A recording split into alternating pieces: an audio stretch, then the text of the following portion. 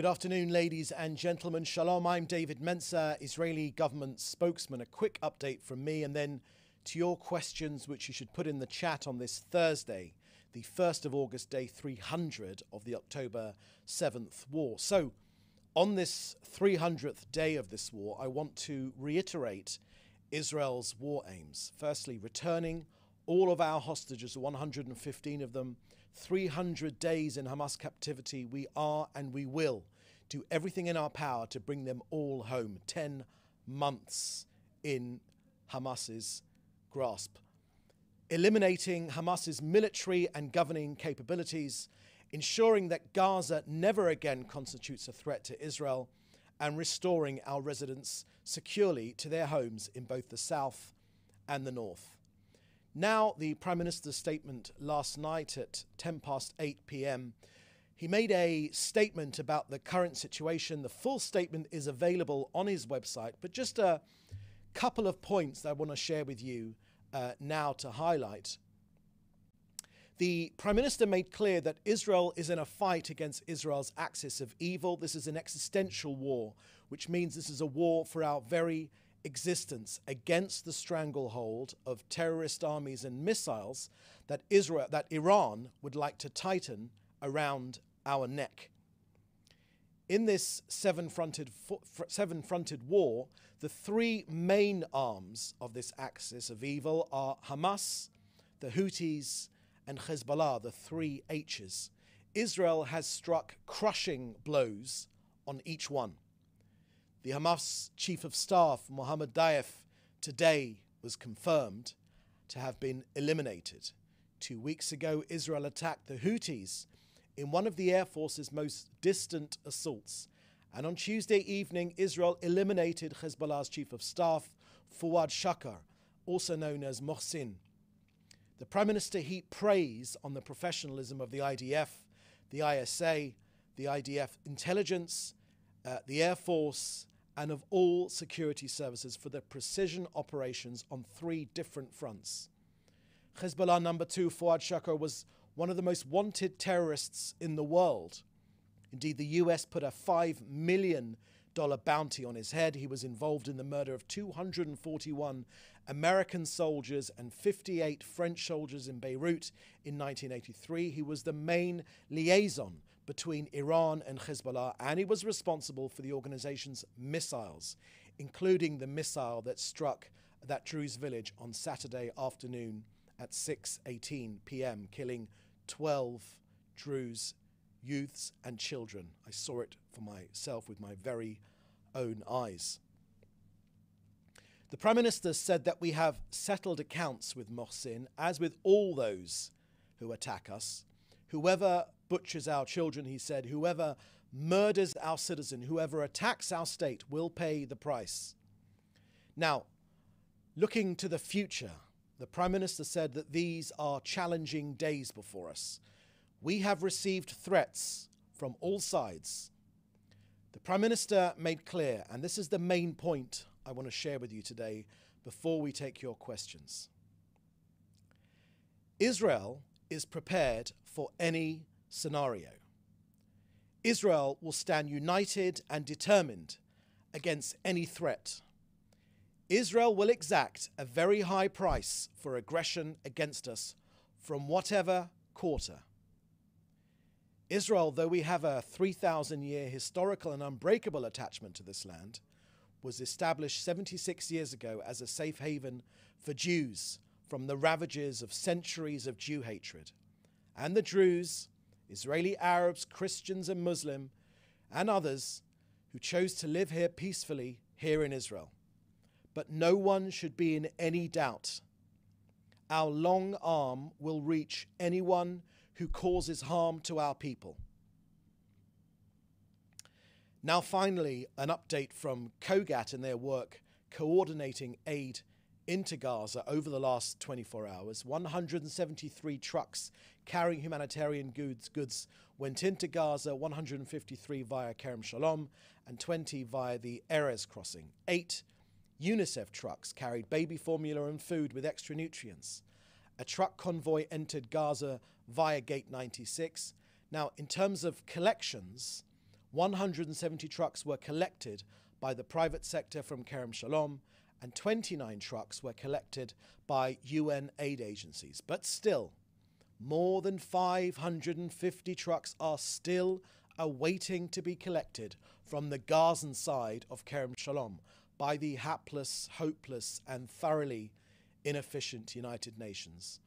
6 tankers of cooking gas were transferred to Gaza.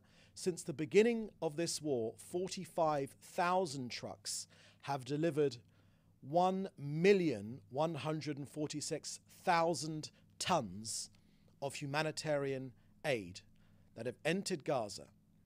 80% more food compared to prior to October the 7th. So that's the end of our briefing today. We'll now take your questions, which you should put in the chat together with your news outlet. Thank you very much. First question from Fred Ager. Ali Khamenei has ordered a direct strike on Israel following the elimination of Ismail Haniyeh and the elimination of Fadi Shakar, Mohammed Diaf, and Ismail Haniyeh. Iran and its proxies are likely to launch more aggressive military campaigns against Israel, both towards military and civilian targets. What is the level of readiness of Israel and its allies to another coordinated attack similar to October 13th attack? What are the Prime Minister Office security instructions to Israeli citizens? Thank you for that question, Fred. I believe I dealt with that when I referred to the Prime Minister's comments, which he made in his statement last night at 8 p.m.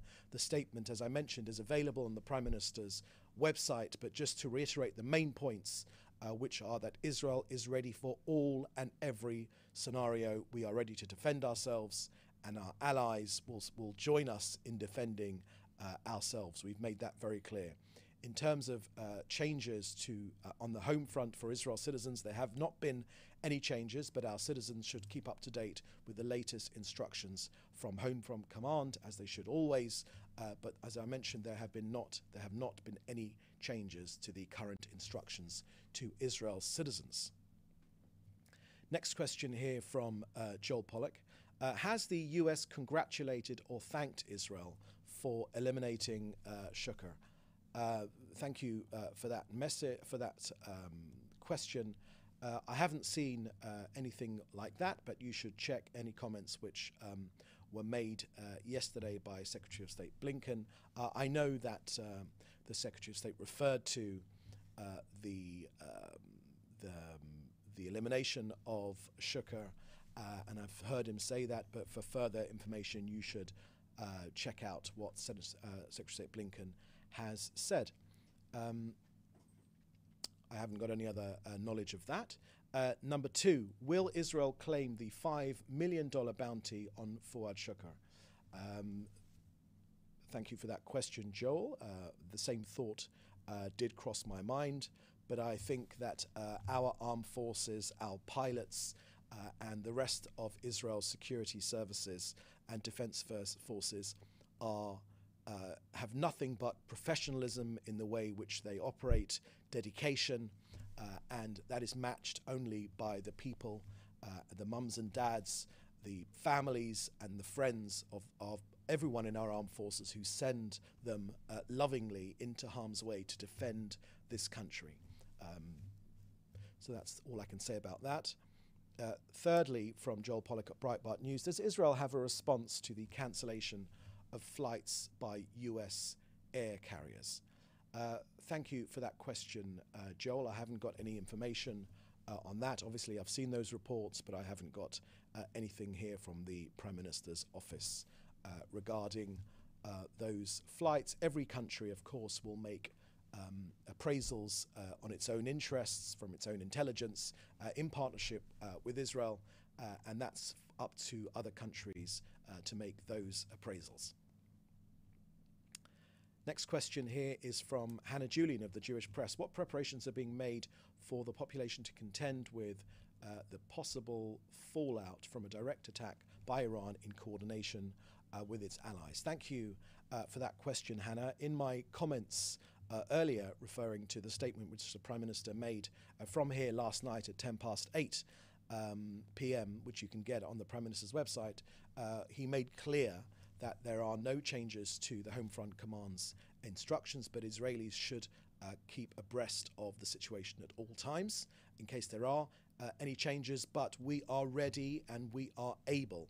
This country is ready, willing and able to defend itself against any threat. It's the primary responsibility of any government, no less Israel's government, mandated by its people to defend the citizens of this country. It is our duty.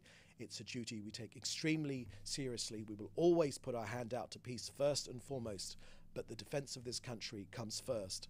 And no one should be in any doubt of our determination to defend ourselves, no matter where the threat comes from. And just to reiterate, we are ready, both in ways that you've seen, and the Prime Minister and the Defence Minister has made clear, and the Chief of Staff of the Army have made clear, also in ways which you have not seen yet. Next question is from Dr. Abby Korb from SWC. Can you talk about the hostage negotiations? Yes, I can.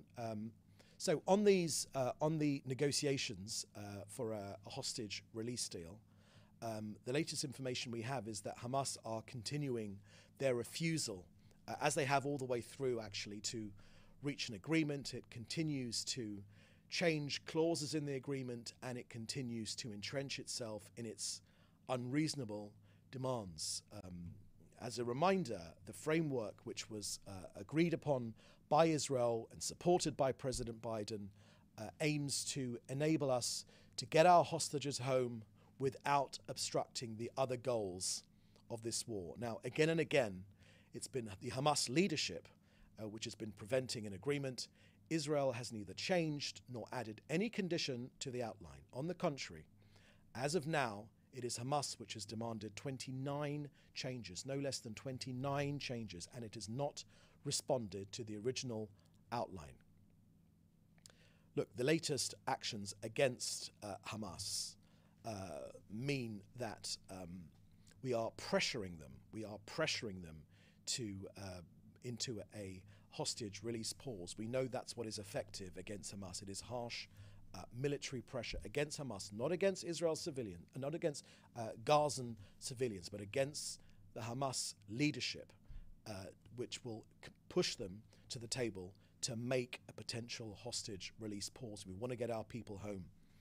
Look, 300 days on, Israel stands on its principles according to the original outline, maximizing the number of living hostages, Israeli control over the Philadelphia corridor, and preventing the passage of terrorists, real people, going through the Philadelphia corridor, as well as weapons, which are the oxygen for Hamas, and ammunition to the northern Gaza Strip. In these negotiations, we're insisting on our basic demands: the option to return to fighting unless all the goals of the war are met, preventing the smuggling of ammunition from Egypt and people from Egypt into the Gaza Strip, and preventing the return of thousands of armed terrorists to the north of the Gaza Strip, and maximizing the number of living hostages that return from Hamas captivity.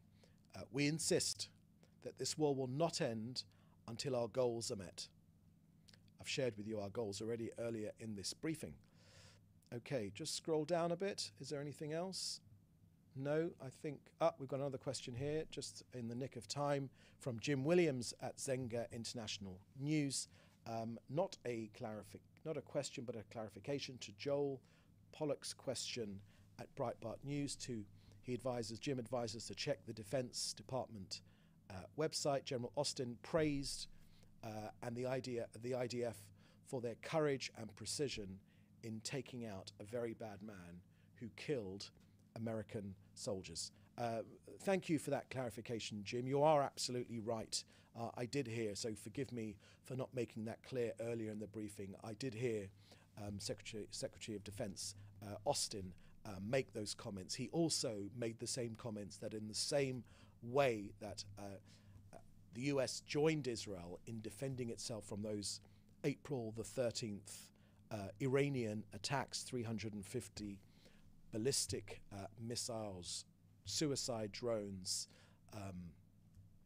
and other attacks from Iran, that the US again reiterated that it is committed to the defense of this country. That partnership between our two countries is absolutely key, not only to the safety of Israel, but for the safety of the US as well.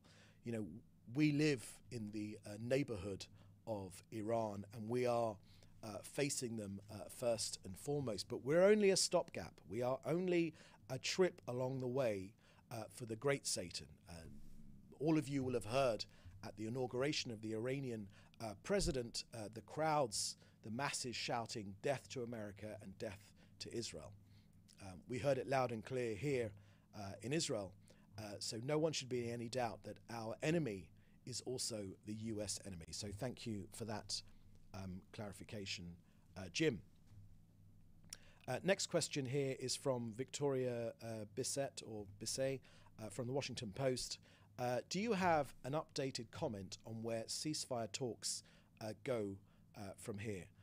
Thank you for that question, Victoria. I believe that I did mention that just a little bit earlier in a couple of questions back, but just to repeat the highlights of what I said on the negotiations for a hostage release deal. We are committed to those to that deal. We do wish it to proceed, but it is Hamas which continues its refusal, as it has all the way through, to reach an agreement, and it continues to change clauses in the agreement and continues to entrench itself in its unreasonable demands.